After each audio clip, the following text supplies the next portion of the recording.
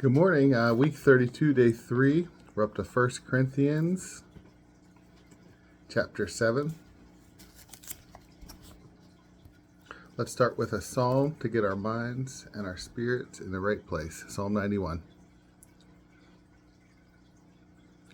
You who dwell in the shelter of the Most High, who abide in the shadow of the Almighty, say to the Lord, my refuge and my fortress, my God in whom I trust, for he will rescue you from the snare of the fowler, from the destroying pestilence. With his pinions he will cover you, and under his wings you shall take refuge. Because he clings to me, I will deliver him. I will set him on high because he acknowledges my name. He shall call upon me, and I will answer him. I will be with him in distress.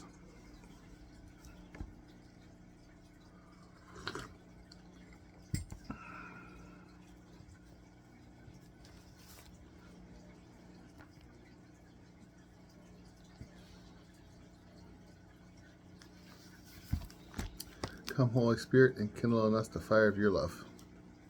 St. Paul's first letter to the Corinthians, lessons relating to marriage and celibacy. Virginity is preferable to a married state. Now concerning the things whereof you wrote to me, it is good for a man not to touch a woman. But for fear of fornication, let every man have his own wife, and let every woman have her own husband. Let the husband render the debt to his wife, and the wife also in like manner to the husband.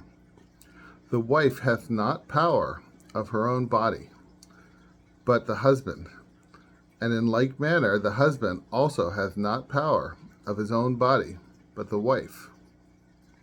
Defraud not one another, except perhaps by consent, for time, that you may give yourselves to prayer, and return together again, lest Satan tempt you for your incontinency.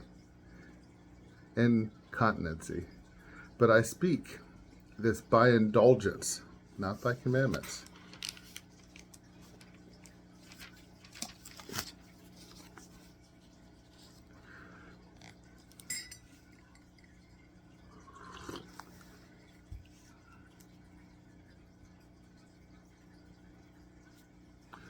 For I would that all men were even as myself, but every one hath his proper gift from God, one after this manner, and another after that.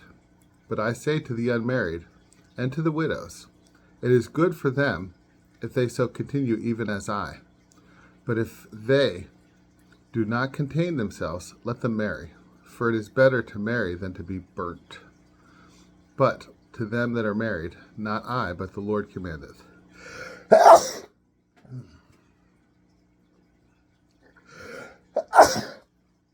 Excuse me. That the wife depart not from her husband. And if she depart, that she remain unmarried, or be reconciled to her husband. And let not the husband be put away from his wife.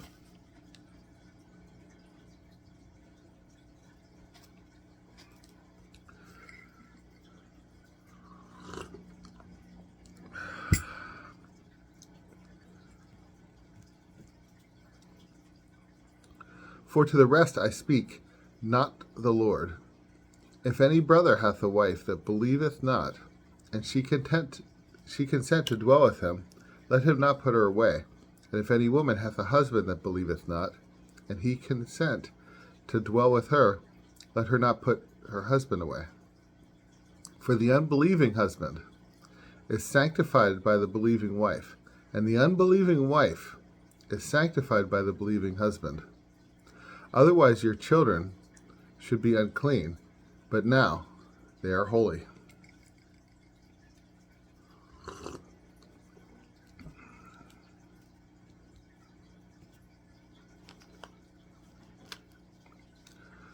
But if the unbeliever depart, let him depart, for a brother or sister is not under servitude in such cases, but God hath called us in peace. For how knowest thou, O wife, whether thou shalt save thy husband? Or how knowest thou, O man, whether thou shalt save thy wife. But as the Lord hath distributed to every one, as God hath called every one, so let him walk. And so in all churches I teach. As any man called, being circumcised, let him not procure uncircumcision. Is any man called in uncircumcision, let him not be circumcised. Circumcision is nothing, and uncircumcision is nothing, but the observance of the commandments of God. Let every man abide in the same calling in which he was called. Wast thou called, being a bondman? Care not for it. But if thou mayest be made free, use it rather. For he that is called in the Lord, being a bondman, is the freeman of the Lord. Likewise, he that is called, being free, is the bondman of Christ.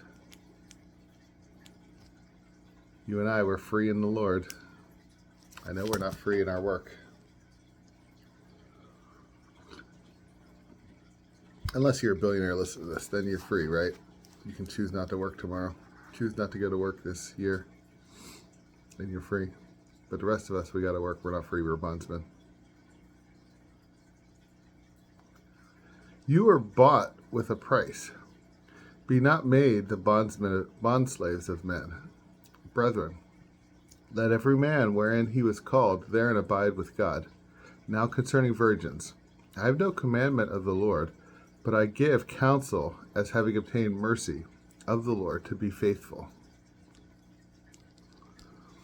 I think, therefore, that this is good for the present necessity, that it is good for a man so to be.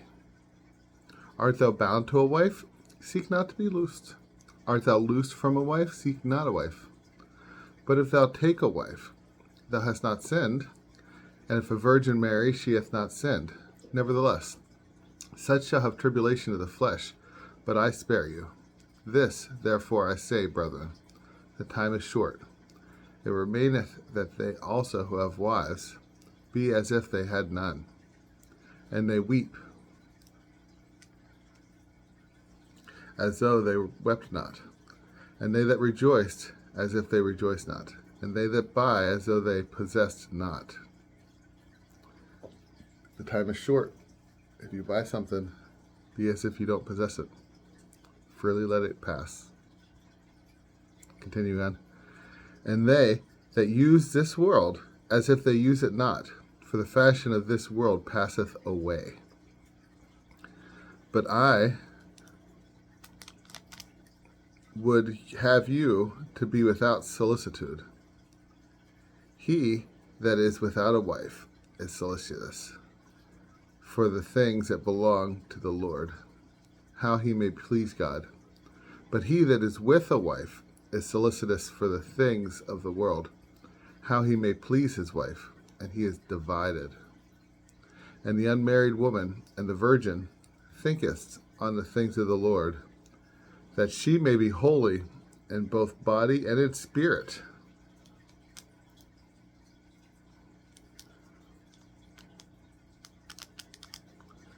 But she that is married thinketh of the things of the world, how she may please her husband. And this I speak for your profit, not to cast a snare on you, but for that which is decent, which may give you power to attend upon the Lord without impediment. This is a call of priests in the Catholic Church, right? Not to be married, and nuns. Continuing on. But if any man think that he seemeth dishonored with regard to his virgin, for that she is above the age, and it must so be, let him do what he will. He sinneth not if she marry. For he that hath determined, being steadfast in his heart, having no necessity, but having power of his own will, and hath judged this in his heart, to keep his virgin doth well. Therefore both he that giveth his virgin in marriage doth well, and he that giveth her not doth better. A woman is bound by the law as long as her husband liveth, but if her husband die, she is at liberty. Let her marry to whom she will, only in the Lord. But more blessed shall she be, if she so remain according to my counsel, and I think that I also have the Spirit of God. There we go. Word of the Lord.